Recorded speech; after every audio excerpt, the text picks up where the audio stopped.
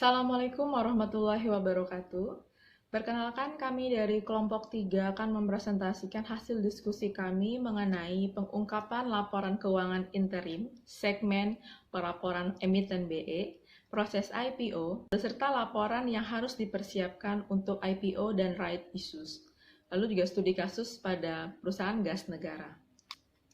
Baiklah, saya akan memperkenalkan masing-masing dari anggota kelompok 3. Yang pertama ada Al Putri Oktavia. Lalu saya sendiri, Febrina Ramadhani. Lalu ada John Suhaidi. Dan yang terakhir ada Wuning Wulandari. Baiklah, untuk presentasi pertama akan disampaikan oleh Al Putri Oktavia. Saya Alputra Oktavia akan menjelaskan apa itu laporan keuangan interim. Sebelumnya, laporan keuangan interim ini diatur oleh PSAK 3. Nah, di mana laporan keuangan interim ini merupakan laporan keuangan lengkap ataupun laporan keuangan ringkas. Periode interim ini biasanya disajikan dalam jangka waktu 3 bulan atau 6 bulan. Kemudian, tujuan PSAK 3 ini apa? Yaitu mengenai laporan keuangan interim. Tentunya dia menentukan isi minimum laporan keuangan interim, kemudian serta prinsip pengakuan dan pengukuran dalam laporan keuangan lengkap atau ringkas untuk periode interim. Kemudian PSAK 3 ini tentunya dia mengatur mengenai standar penyusunan laporan keuangan interim untuk entitas yang diwajibkan sesuai dengan peraturan perundang-undangan yang berlaku.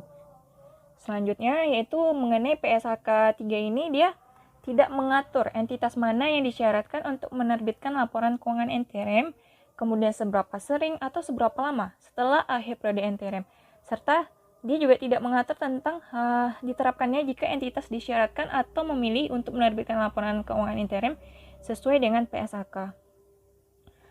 Selanjutnya yaitu pada konsep laporan keuangan interim ini, yaitu dia membahas tentang bagian integral atau tak terpisahkan dari laporan tahunan. Berarti prinsip ataupun metode pengakuannya, kemudian pengukurannya, penyajiannya, dan pengungkapan laporan keuangan interim itu harus memang benar-benar sesuai dan berkesinambungan dengan laporan keuangan tahunan. Jadi tidak boleh laporan keuangan interim ini mengubah isi ataupun yang ada di dalam laporan keuangan tahunan. Selanjutnya, prinsip dasar, di mana dalam PSAK 3 ini mengatur tentang laporan keuangan interim menerapkan 2 prinsip dasar, di mana prinsip dasar pertama yaitu mengenai tentang kebijakan akuntansi yang sama. Maksudnya di sini di mana perusahaan itu diwajibkan untuk menerapkan kebijakan akuntansi yang sama dalam laporan keuangan interim sebagaimana diterapkan dengan laporan keuangan tahunannya. Jadi tidak boleh berbeda. Misalnya kebijakan akuntansi mengenai metode penyusutan, misalnya di keuangan tahunan menggunakan garis lurus ataupun jumlah angka tahun, maka di laporan keuangan interim juga harus menggunakan garis lurus ataupun jumlah angka tahun. Kemudian prinsip yang kedua yaitu year to date, di mana di sini laporan interim itu harus mencakup periode awal sejak awal tahun buku sampai dengan periode interim terakhir yang dilaporkan, di mana frekuensi pelaporan yang dilakukan suatu perusahaan tidak boleh mempengaruhi pengukuran hasil tahunan. Selanjutnya yaitu mengenai format isi laporan keuangan interim itu sendiri, di mana pertama ada 2, yaitu laporan keuangan interim lengkap dan laporan keuangan interim ringkas, di mana laporan keuangan interim yang lengkap ini yaitu dia harus format dan isi laporan keuangannya itu harus sesuai dengan yang diatur dalam PSAK 1 tentang penyajian laporan keuangan. Sedangkan laporan keuangan interim yang ringkas yaitu dia menerbitkan laporan keuangan itu harus berdasarkan PSAK 3, yaitu di mana PSAK 3 ini mengatur komponen minimum yang harus ditampilkan, disajikan di dalam laporan keuangan interim.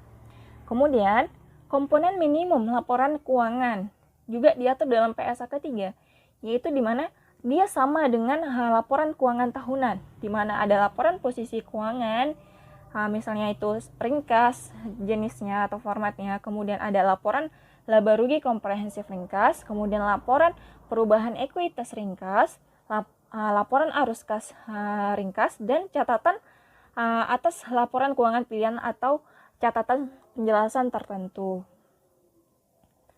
Kemudian kita akan membahas tentang periode laporan keuangan interim, di mana laporan keuangan interim ini yaitu ada laporan posisi keuangan, laba rugi komprehensif, perubahan ekuitas, arus kas. Dia itu ada seperti laporan periode berjalan. Periode berjalannya itu misalnya laporan posisi keuangan, yaitu pada akhir periode interim berjalan. Sedangkan periode komparatifnya yaitu per akhir buku sebelumnya. Kemudian untuk laba rugi komprehensif, periode berjalannya yaitu periode interim berjalan dan kumulatif untuk tahun buku berjalan sampai tanggal interim. Kemudian untuk periode komparatifnya yaitu yang sama untuk tahun buku sebelumnya dan kumulatif sampai tanggal interim dan untuk tahun buku sebelumnya. Kemudian laporan perubahan ekuitas yaitu kumulatif untuk tahun buku berjalan sampai tanggal interim. Sedangkan periode komparatifnya yaitu kumulatif sampai tanggal interim untuk tahun buku sebelumnya.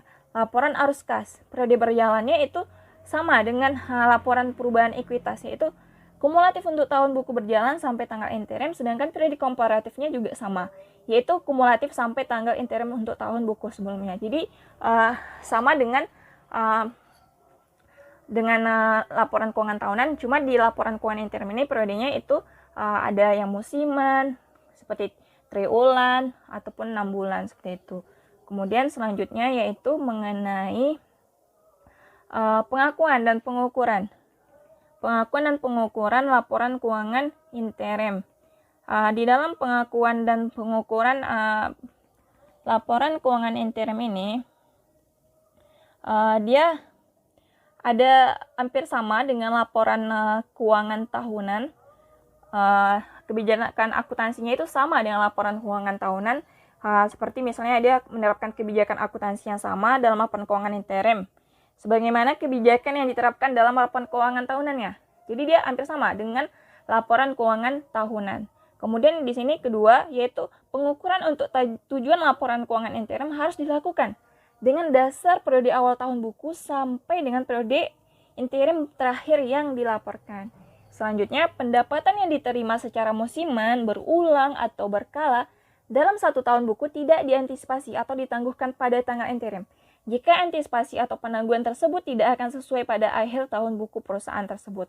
Yang keempat, dalam laporan interim harus mengakui perubahan estimasi year to date, dan bisa saja estimasi itu berbeda dengan laporan keuangan interim sebelumnya. Kemudian, yang kelima, jika estimasi jumlah yang dilaporkan dalam satu periode interim diubah secara signifikan selama periode interim terakhir, sifat dan jumlah perubahan tersebut harus diungkapkan dalam catatan atas laporan keuangan tahunan untuk tahun buku tersebut. Yang keenam, perubahan dalam kebijakan akuntansi harus dijelaskan dengan menyatakan kembali laporan keuangan interim periode interim sebelumnya dari tahun buku berjalan dan periode interim komparatif dari tahun buku sebelumnya. Jadi inti dari laporan keuangan interim ini yaitu dia lebih fleksibel. Jadi dia intinya dari laporan keuangan interim ini tidak boleh berbeda dari laporan keuangan tahunan. Selanjutnya akan dijelaskan oleh Mbak Wening. Kepada Mbak Wening kami persilakan. Terima kasih kepada Saudara Putri. Baiklah, kita lanjutkan kepada segmen operasi. Dalam PSAK 5, segmen operasi adalah suatu komponen dari entitas, yaitu yang terlibat dalam aktivitas bisnis yang memperoleh pendapatan dan menimbulkan beban. Kedua, hasil operasinya itu dapat dikaji ulang secara reguler oleh pengambil keputusan operasional untuk kemudian membuat keputusan tentang sumber daya yang telah dialokasikan pada segmen tersebut. Yang ketiga, tersedia informasi keuangan yang dapat dipisahkan. Kita kemudian berbicara mengenai pelaporan segmen. Dalam PSAK 5, pelaporan segmen memiliki beberapa definisi, meliputi segmen perusahaan, komponen suatu entitas yang aktivitasnya mewakili kegiatan usaha utama atau kelompok pelanggan. Yang kedua, segmen industri, yaitu komponen perusahaan yang dapat dibedakan dan menghasilkan suatu produk atau jasa yang berbeda. Yang ketiga adalah segmen geografis, yaitu komponen perusahaan yang dapat dibedakan dan mempunyai usaha di suatu atau sekelompok negara dalam suatu wilayah geografis tertentu. Kemudian kita berbicara mengenai tujuan pelaporan segmen. Yang pertama, tingkat profitabilitas kesempatan berkembang, prospek masa depan, dan risiko investasi itu sangat berbeda antara segmen industri dan segmen geografis. Kemudian yang kedua, para pemakai laporan keuangan segmen itu dapat mengkaji prospek dan resiko suatu perusahaan yang diversifikasi. Yang ketiga, menyediakan informasi bagi para pemakai laporan keuangan mengenai skala relatif kontribusi laba dan tren pertumbuhan dari berbagai industri dan wilayah perusahaan yang didiversifikasikan. Baiklah, setelah kita berbicara mengenai segmen, kemudian kita berbicara mengenai pelaporan emiten. Berdasarkan peraturan Bapepam tentang penyampaian laporan keuangan berkala emiten dan perusahaan publik, disebutkan bahwa emiten atau perusahaan publik yang pernyataan pendaftarannya telah menjadi efektif itu wajib menyampaikan laporan keuangan berkala kepada Bapepam. Dan laporan keuangan tersebut paling sedikit 2 eksemplar, 1 diantaranya dalam bentuk asli, kemudian harus disertai dengan laporan atau salinan elektronik atau biasa kita sebut dengan soft copy. Nah, laporan apa saja yang disampaikan oleh perusahaan tersebut kepada Bapepam atau emiten tadi kepada Bapepam adalah pertama, mengenai neraca atau laporan posisi keuangan. Yang kedua, laporan laba rugi komprehensif. Yang ketiga, laporan perubahan ekuitas. Yang keempat, laporan arus kas. Yang kelima, laporan posisi keuangan pada awal periode komparatif. Serta yang terakhir, catatan atas laporan keuangan. Demikian penjelasan dari saya, akan dilanjutkan oleh Saudara John. Terima kasih. Assalamualaikum warahmatullahi wabarakatuh. Perkenalkan, nama saya John Sadi, saya dari kelompok 3. Saya akan melanjutkan pembahasan mengenai Initial Public Offering atau IPO.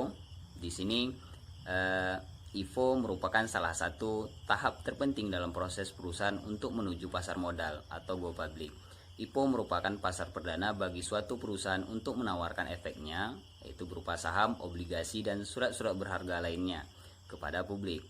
Bagi suatu perusahaan emiten, IPO secara finansial merupakan sarana untuk memperoleh modal untuk pengembangan bisnis perusahaan dan sarana lainnya sebagai parameter bahwa perusahaan tersebut telah menjalankan keterbukaan dalam pengelolaan perusahaan yang dampaknya dapat memperoleh citra perusahaan.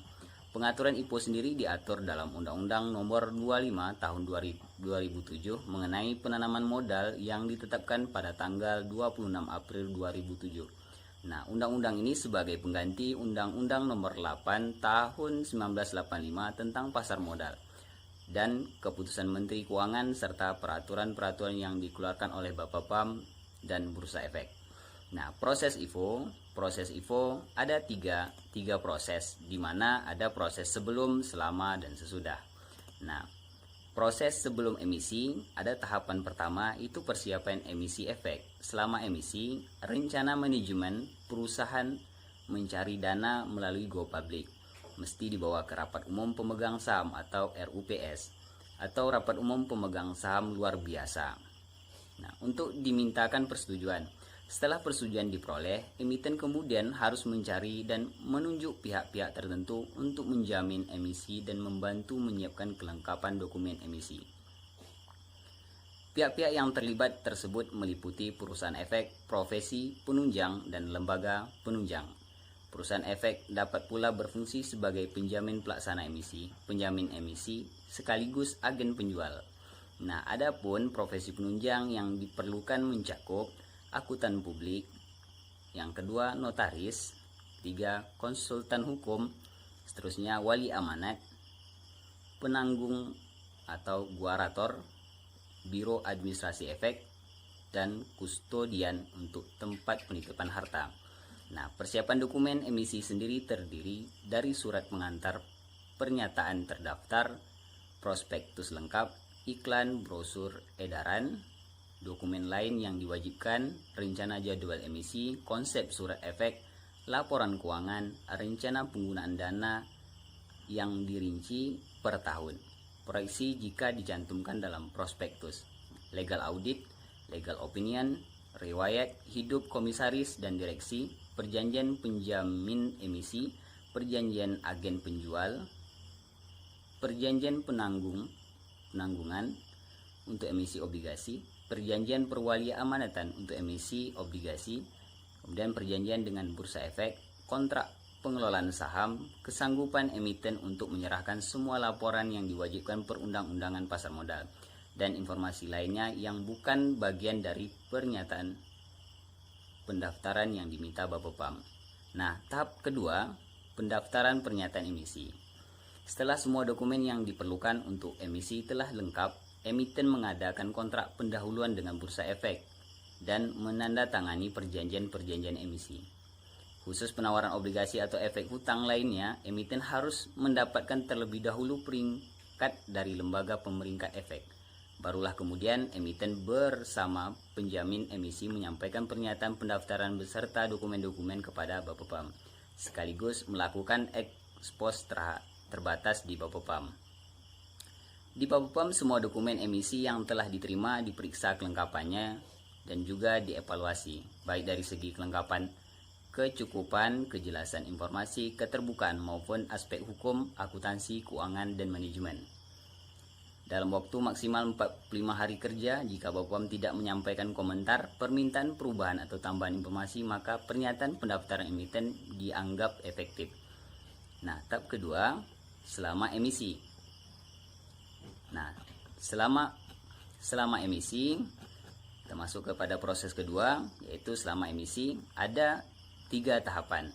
Nah, selama emisi ini, tahapan pertama selama masa penawaran efek. Pada tahap ini, emiten melakukan efektivitas penawaran efek pada pasar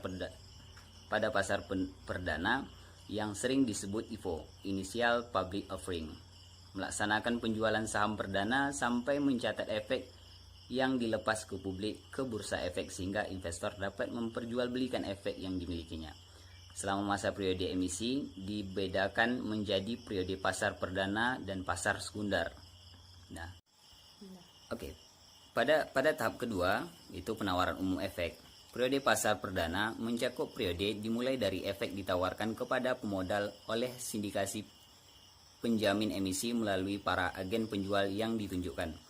Nah, penjahatan oleh sindikasi penjamin emisi dan emiten hingga penyerahan efek kepada investor.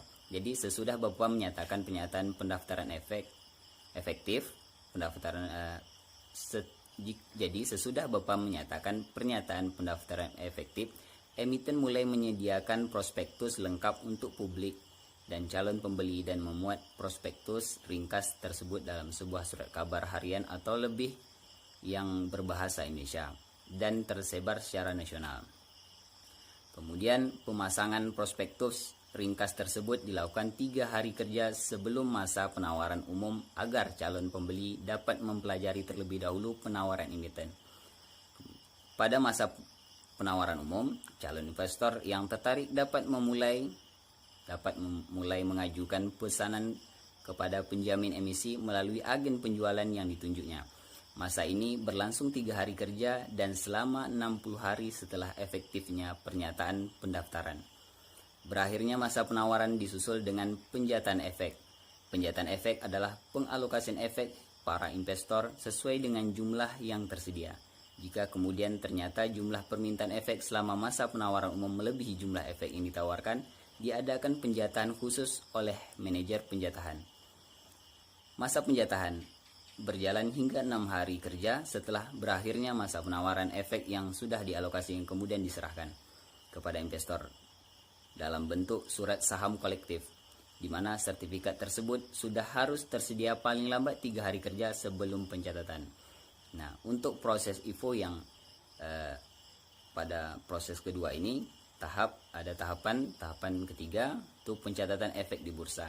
Nah, periode pasar sekunder yaitu periode pencatatan efek di bursa sampai perdagangan sekunder dimulai, Bapepam mensyaratkan bahwa pencatatan harus dilaksanakan selambat-lambatnya 90 hari sesudah dimulainya masa penawaran umum dan atau 30 hari sesudah ditutupnya masa penawaran umum tersebut, tergantung mana yang lebih dahulu. Dan persyaratan pencatatan saham, laporan keuangan audit akuntan terdaftar di Bapepam dengan pendapat wajar tanpa kualifikasi WTK untuk tahun buku terakhir. Kedua, minimal jumlah saham yang dicatat sebanyak 1 juta saham. Ketiga, jumlah pemegang saham minimal 200 pemodal. Yang keempat, dan terakhir, emiten wajib mencatat seluruh sahamnya yang telah ditetapkan. Emiten wajib mencatat seluruh sahamnya yang telah ditempatkan dan di store penuh sepanjang tidak bertentangan dengan kepemilikan asing, maksimal 49% dari jumlah saham yang tercatat di bursa. Nah, proses IFO yang ketiga itu sesudah emisi. Pada masa ini ada satu tahapan. Nah, tahapan ini yaitu pelaporan emisi efek. Sesudah efek diperdagangkan di pasar sekunder, emiten diwajibkan memberikan pelaporan kepada BEI dan Bapepam. Pelaporan kepada kedua instansi ini terdiri dari 3 jenis. Yang pertama, laporan rutin, yaitu berupa laporan keuangan tahunan, laporan keuangan tengah tahunan, dan laporan triwulan, laporan keuangan interim. Yang laporan rutin kepada Bapepam tidak hanya meliputi laporan keuangan saja, tapi juga mencakup beberapa laporan lainnya seperti laporan penggunaan dana hasil emisi. 3. Laporan berkala, yaitu laporan mengenai terjadinya setiap kejadian penting dan relevan. Yang ketiga, laporan lainnya, yaitu mencakup laporan mengenai perubahan anggaran dasar, rencana di RUPS atau RUPSLB, perubahan susunan direksi dan komisaris, dan mengenai penyimpangan proyeksi yang dipublikasikan lebih daripada 10%. Seluruh laporan yang disampaikan emiten kepada bursa akan dipublikasikan kepada para investor melalui pengumuman di lantai bursa maupun melalui papan informasi. Dengan demikian, investor, terutama investor publik, sebagai pihak yang tidak memiliki akses langsung kepada emiten, dapat mengetahui perkembangan performa emiten sehingga dapat mengenai tindakan yang menguntungkan bagi kegiatan investasinya. Baik, mengenai right issue merupakan hak memesan efek terlebih dahulu, yaitu efek yang memberikan hak kepada pemegang saham lama untuk membeli saham baru yang akan dikeluarkan oleh emiten pada proporsi dan harga tertentu.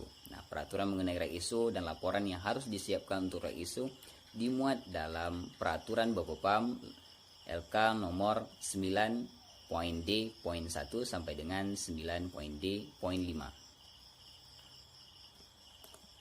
Baik, terima kasih. Demikian penyajian yang dapat saya sampaikan. Lebih dan kurang saya mohon maaf. Presentasi selanjutnya akan dilanjutkan oleh teman saya. Sekian, terima kasih. Baiklah, di sini saya akan membahas mengenai kasus dari pengungkapan informasi material yang terjadi pada perusahaan gas negara.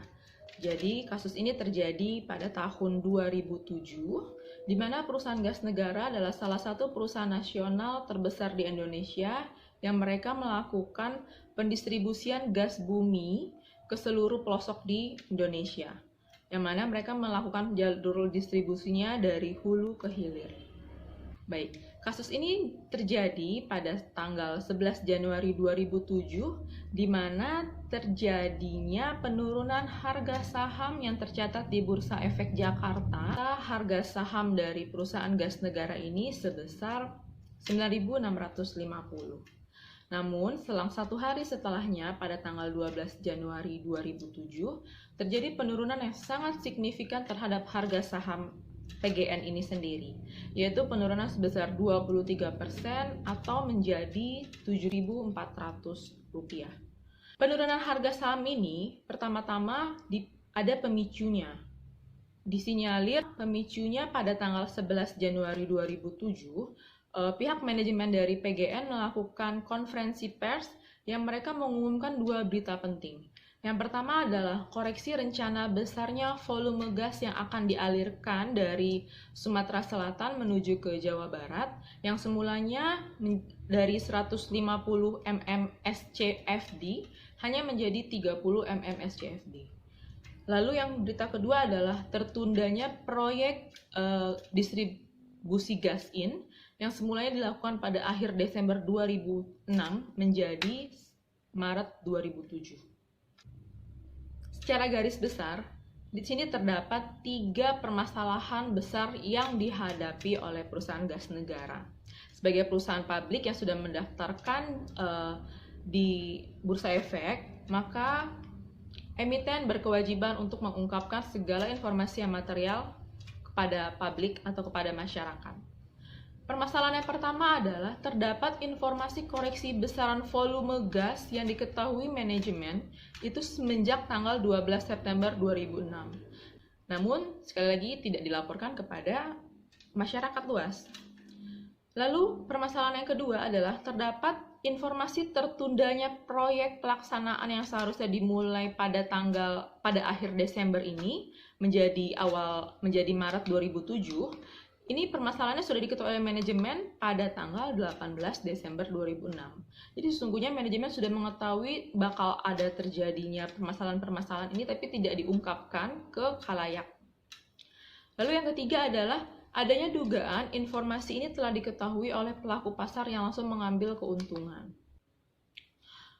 Lalu dari hasil investigasi yang dilakukan oleh Badan Pengawas Pasar Modal dan Lembaga Keuangan atau Bapepam LK, di sini terdapat pertama adalah keterlambatan pelaporan keterbukaan informasi atas penundaan proyek selama 35 hari.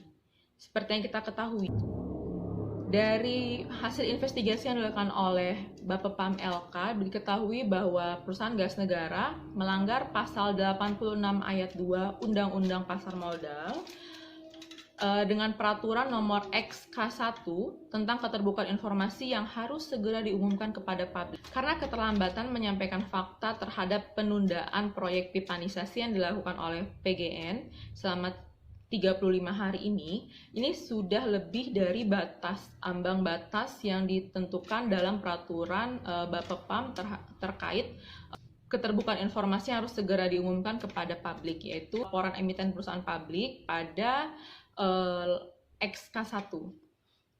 Yang mana di sini di dalam peraturan ini ditetapkan bahwa selambat-lambatnya adalah akhir hari kedua setelah informasi atau fakta yang material itu diumumkan. Dalam peraturan ini disebutkan bahwa seluruh perusahaan publik atau emiten yang sudah terdaftar maka harus menyampaikan kepada Bapepam itu untuk mengumumkan kepada masyarakat terkait adanya informasi yang material adalah akhir hari kedua setelah keputusan atau terungkapnya informasi yang material itu. Sedangkan di sini PGN mereka mengungkapkannya pada hari ke-35.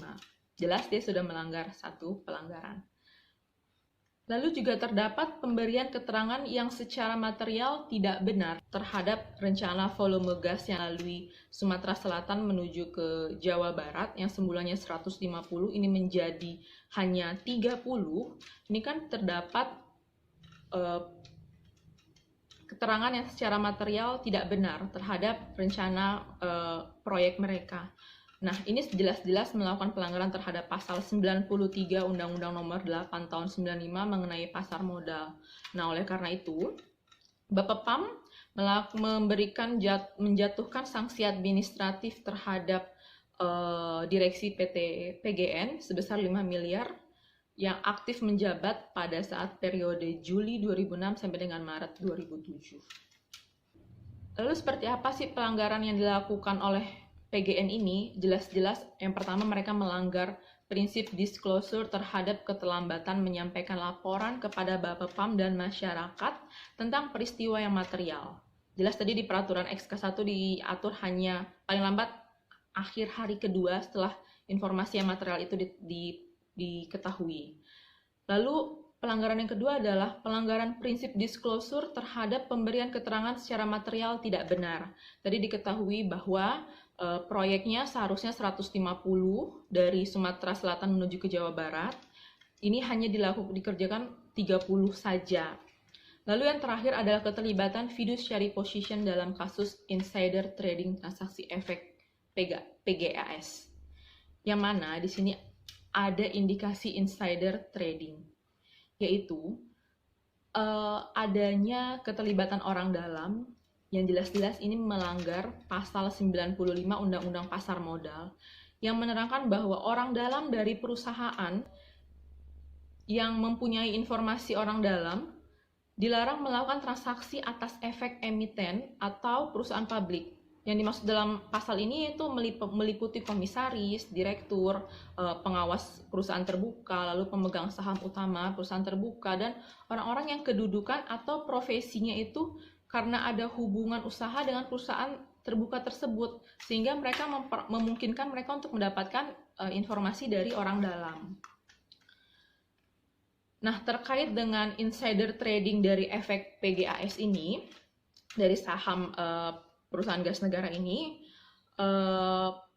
diketahui bahwa terdapat 9 orang dari direksi mereka itu melakukan transaksi terkait efek di PGAS, sehingga baik direksi maupun mantan direksi mereka ini melakukan transaksi pembelian efek terhadap PGAS, sehingga unsur-unsur tersebut itu memenuhi bahwa terjadinya pelanggaran terhadap pasal 95 Undang-Undang Pasar Modal tadi. Jadi kesimpulan yang bisa kita ambil dari kasus perusahaan gas negara ini bahwa setiap emiten atau perusahaan publik seharusnya menerapkan prinsip keterbukaan dan pengungkapan informasi yang material di perusahaannya secara sungguh-sungguh.